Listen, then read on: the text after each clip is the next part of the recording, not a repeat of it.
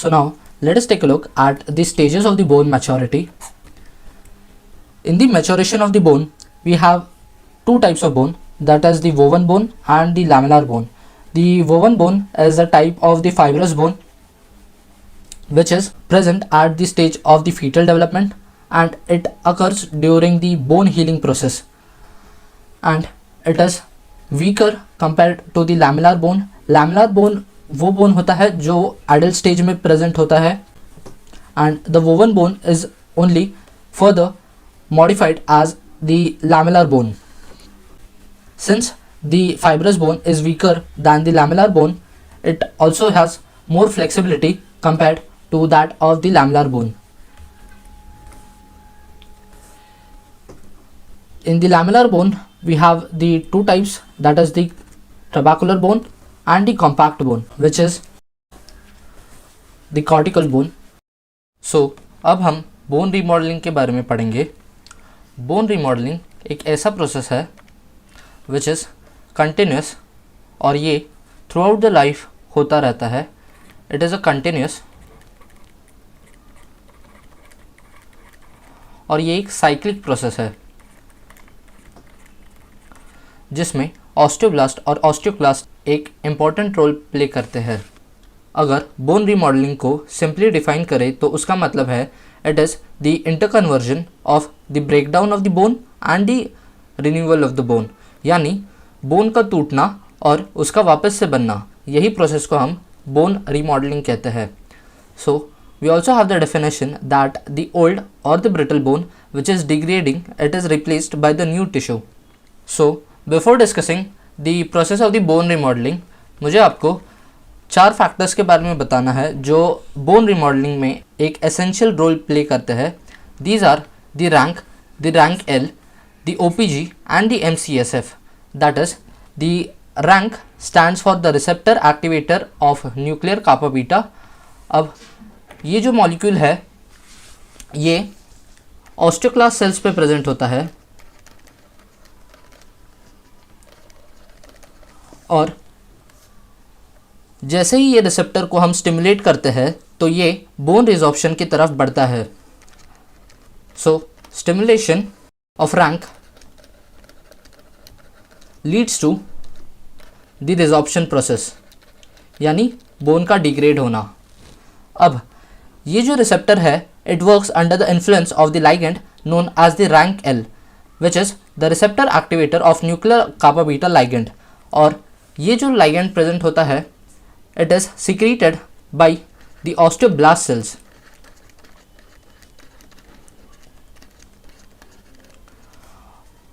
So we can say that the resorption process is in turn mediated by the rank L, which is present on the osteoblast. So it is in turn mediated by the osteoblast cells. So apart from the rank L, एक और molecule होता है जो osteoblast cell पे पाया जाता है, which is the OPG, which is known as the osteoprotogerin. ये osteoprotogerin जो है वो रैंकल रिसेप्टर को इनहिबिट करता है. रैंक रिसेप्टर से ये ओपीजी मॉलिक्यूल जो है रैंकल को रैंक रिसेप्टर से बाइंड होने से इनहिबिट करता है, और in turn we can say that it inhibits resorption process, यानी बोन डिग्रेडेशन को रोकता है. Then we have an another important component which is secreted by the osteoblast itself, और ये है MCSF, that is the macrophage colony stimulating factor. ये macrophage colony stimulating factor stimulate करता है मोनोसाइट को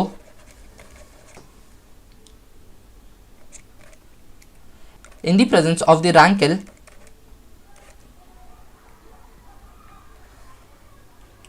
to form the osteoclast sales.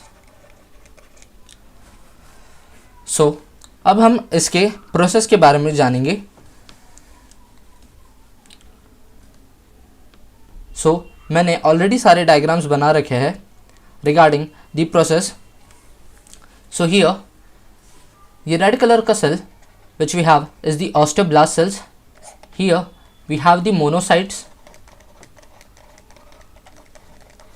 ये जो osteoblast cells होते हैं ये एक माइन्यूट पोर्स क्रिएट करते हैं या माइक्रो क्रैक्स क्रिएट करते हैं within the bony tissue. So these are the bony tissues,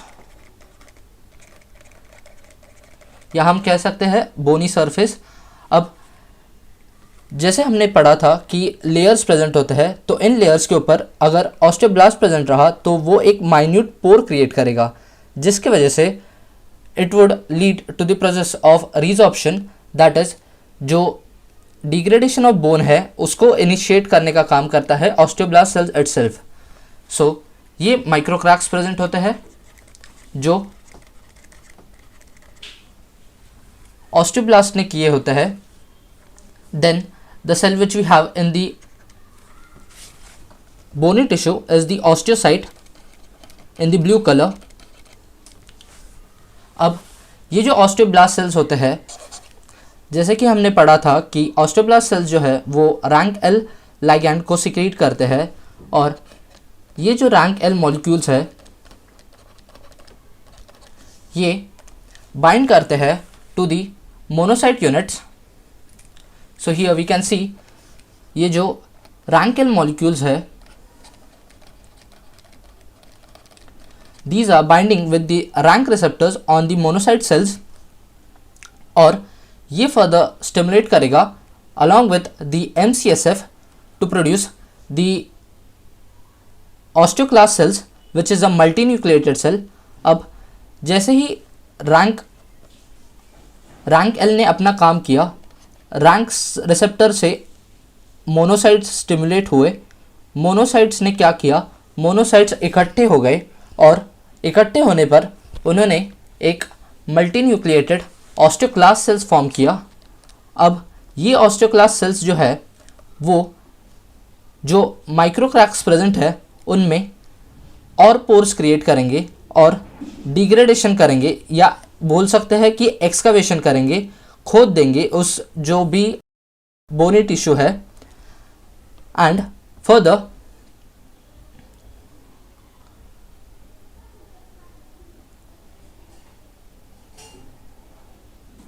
ये जो ऑस्टियोक्लास्ट सेल्स प्रेजेंट होते हैं ये सिक्रीट करते हैं दो टाइप के enzymes. These are the collagenase enzyme and the other one which we have is the HCl. So जो कोलाजेनस एंजाइम होता है वो बोनी मैट्रिक्स को डिग्रेड करता है. जैसे हमने पढ़ा था कि organic component of the bony matrix is made out of collagen. So collagenase ये एक एंजाइम है जो डिग्रेड करेगा कोलाजन को. So it will produce some spaces and these spaces are known as Howship's लैकोने.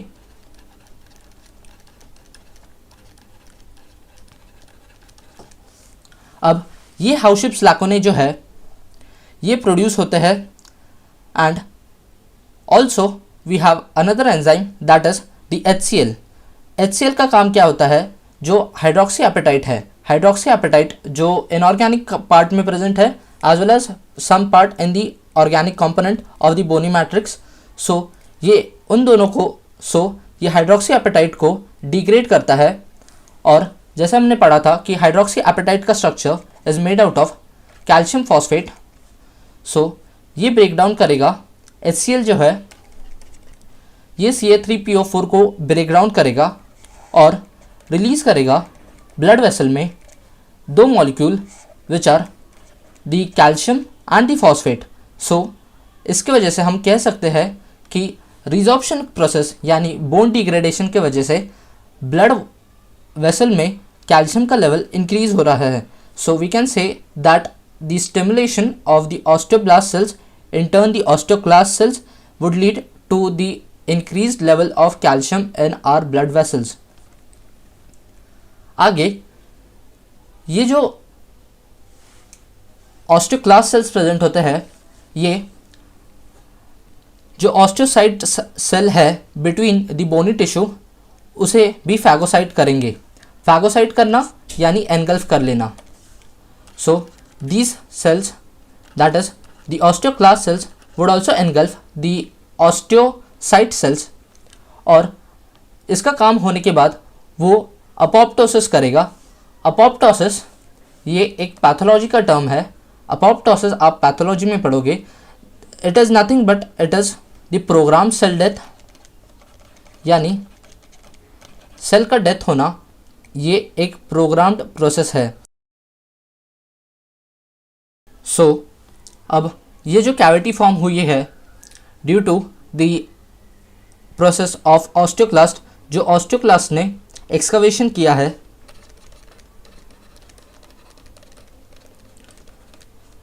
या कह सकते हैं कि बोन में एक खड्डा खोद दिया है। सो इसे हम कहते हैं लैकुने। अब ये लैकुने में ही जो ऑस्टियोब्लास्ट सेल्स होते हैं इट विल यही लैकुने में ऑस्टियोब्लास्ट सेल्स जो है वो एंटर करेंगे और डिपॉजिट करेंगे कोलाजन और calcium phosphate, that is nothing but the hydroxy apatite. Sorry, it is here hydroxy apatite.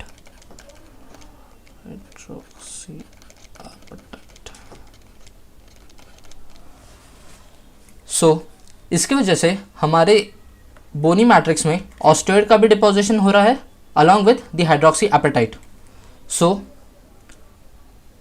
now ये ऑस्टियोब्लास्ट सेल्स है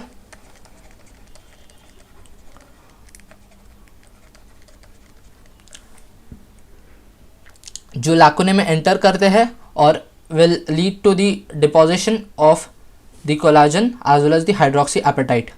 अब ये प्रोसेस के दौरान कभी कभी जो थोड़े बहुत ऑस्टियोब्लास्ट सेल्स है वो ट्रैप हो जाते हैं within the collagen itself, और यही सेल आगे जाके फॉर्म करते हैं ऑस्टियोसाइट। सो इसीलिए हम कहते हैं जो ऑस्टियोसाइट सेल्स होते हैं these are nothing but a type of osteoblast cells जो कि ग्रोथ और डेवलपमेंट में बोनी टिश्यू में ट्रैप हो जाते हैं, और ट्रैप होने की वजह से इसे हम ऑस्टियोसाइट कहते हैं। और यही ऑस्टियोसाइट आगे बोनी मैट्रिक्स का डिपोजिशन करता है। जैसे हमने पहले भी पढ़ा था, we have the old layer, then we have the osteocyte and then upon it we have the new layer. So this is the process. और फाइनली हमारे पास ये है ऑस्टियोसाइट। और the important thing which we got is the renewal of the bone. So हमने देखा कैसे एक बोन डिग्रेड होता है पहले और उसके बाद रिन्यू होता है, दैट इज वापस से फॉर्म हो जाता है। सो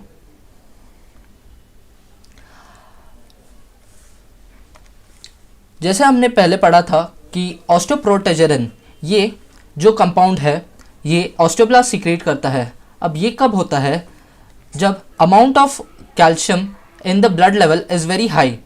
सो जैसे हमने यहाँ पर देखा कि HCl जो है वो Ca3PO4 को डिग्रेड कर रहा है और कैल्शियम को रिलीज़ कर रहा है ब्लड स्ट्रीम में।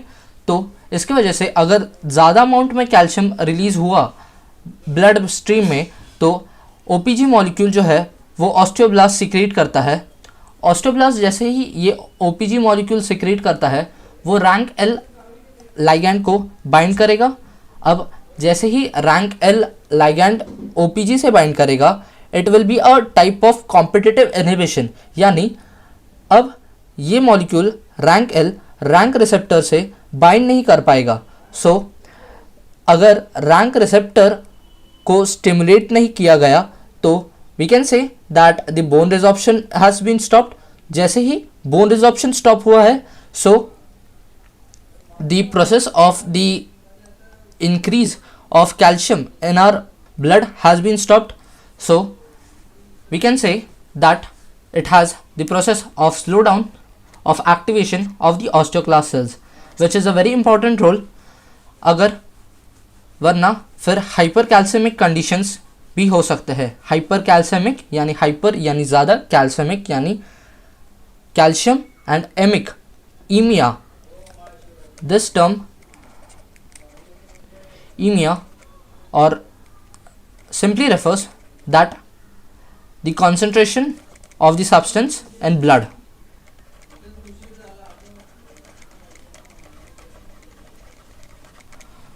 अब ये जो बोन रिमॉडलिंग प्रोसेस है ये इन्फ्लुएंस होता है by two hormones which are the parathormone, the calcitonin, and also we have one more hormone which is the estrogen in females.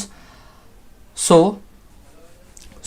यहाँ पर हम पैराथॉर्मोन और कैल्सिटोनिन को डिस्कस करेंगे और also we have one more component which regulates the process of bone remodeling which is the vitamin D which we'll be discussing very soon. अब ये जो पैराथॉर्मोन है जैसे ही ब्लड में कैल्शियम के लेवल को डिक्रीज होते हुए डिटेक्ट करता है तो जो पैराथायरॉयड ग्लैंड्स है वो पैराथॉर्मोन को सीक्रेट करेगा। अब जैसे ही पैराथॉर्मोन सीक्रेट होगा, हमने पढ़ा था कि ऑस्टियोब्लास्ट सेल्स के ऊपर पैराथॉर्मोन रिसेप्टर्स प्रेजेंट होते हैं। ये पैराथॉर्मोन रिसेप्टर्स ऑस्टियोब्लास्ट सेल्स को स्टिमुलेट करेंगे। जैसे ही ऑस्टियोब्लास्ट सेल्स स्टिमुलेट होते हैं, RANK L ligand will stimulate, और जैसे ही रैंक एल स्टिमुलेट होता है we have the increase bone resorption process, resorption degradation. In the case of calcitonin, calcitonin एक ऐसा हार्मोन है जो अगर बॉडी में बढ़ जाता है तो we have the decrease bone resorption. अब ये कैल्सिटोनिन जो है वो पैराफॉलिकुलर सेल्स से सीक्रेट होता है, और अगर बॉडी में कैल्सिटोनिन के लेवल्स बढ़ रहे हैं तो it will decrease the bone resorption process which means ये जो हार्मोन है विच मीन्स ये हार्मोन कैल्शियम लेवल्स को बोन के अंदर इंक्रीज करता है।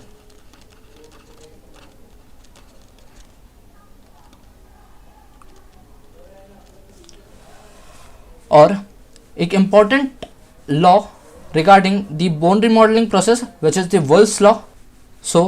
जो वुल्स लॉ है it simply states that the bone that bear a lot of weight remodel at a higher rate. यानी सिंपल सी चीज़ है, अगर माइक्रोपोर्स ज़्यादा है तो फिर ऑस्टियोक्लास्ट सेल्स एक्टिवेट होने के चांसेस ज़्यादा है, और सिंपली बोन रिमॉडलिंग प्रोसेस यानी हीलिंग प्रोसेस या मिनरलाइजेशन प्रोसेस ज़्यादा होगा।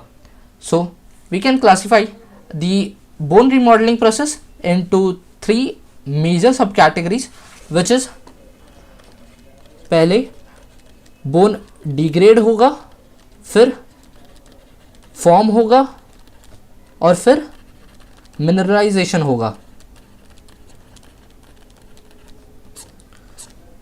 सो these are the main 3 components of the bone remodeling process. Now let us take a look at the clinical significance. So अब clinical significance में हमारे पास 4 disease है, that is the osteoporosis. So osteoporosis को हम कह सकते हैं it is nothing but pores in bone in simple layman language. अब इसका मतलब क्या होता है, अब जैसे जैसे एज इंक्रीज होती है तो बोन्स में कैल्शियम लेवल डिक्रीज होता है। So due to this decrease level of calcium we have the pores.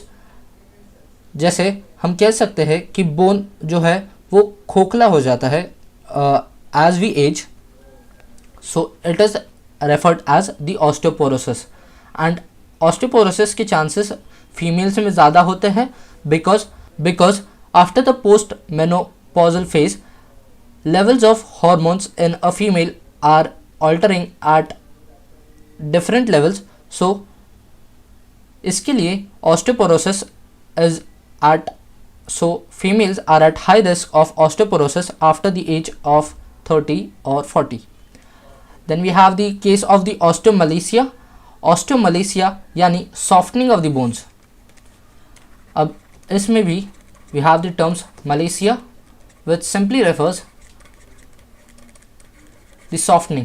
अब अगर आपको एनाटमी स्टार्टिंग से अच्छे से पढ़ना है तो it would be better to understand the terms. हर एक टर्म का मतलब समझिए कि मतलब क्या होता है। जैसे ईमिया हो गया, ईमिया का मतलब होता है ब्लड में, मलेशिया हो गया, सॉफ्टनिंग हो गया, एक्सीजन हो गया, एक्सीजन यानी रिमूवल हो गया, तो सर्जिकल रिमूवल हो गया। सो इसीलिए टर्म्स को याद रखना is becomes very handy over a period of long time. Then we have the famous example which is the rickets. Then we have the Paget's disease. Paget's disease में क्या होता है, जैसे हमने पढ़ा दो टाइप के बोन होते हैं, that is the lamellar bone और द वोवन बोन. तो एक एडल्ट में लैमेलर बोन पाया जाता है, लेकिन in case of the Paget disease the lamellar bone converts into the woven bone. और जो लास्ट टर्म है हमारे पास regarding the clinical significance, it is the fractures. अब ये फ्रैक्चर्स जो है it could be of variety of types, but mostly इसका एक कॉमन एटियोलॉजी यानी cause is because of the mechanical stress.